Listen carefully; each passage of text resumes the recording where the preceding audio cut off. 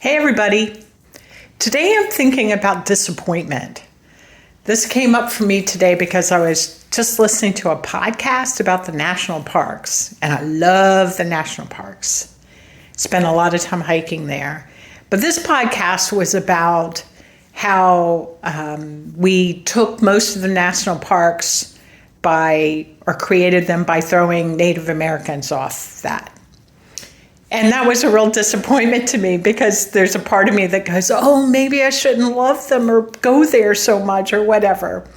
So let's not get into a big controversy of that, because what happened then is I started thinking about other things that have disappointed me. Like when all that happened with Bill Cosby. Can I not like the Cosby Show anymore? And I can get all in my head about this. And then it just kept going deeper and deeper and deeper. And I started thinking about things that my parents did that disappointed me. Things my children did that disappointed me. Things my spouse did that disappointed me. And then it eventually came down to the hardest one of all. What have I done that disappointed me?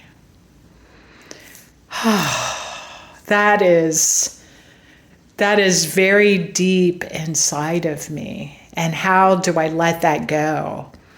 I mean, to know I'm forgiven, to know that maybe I can make an amend, but I have to take the steps for doing that.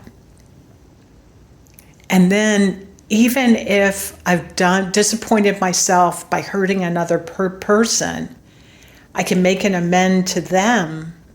They may let it go. But how do I let it go? How do I forgive myself? Wow, that's a big one.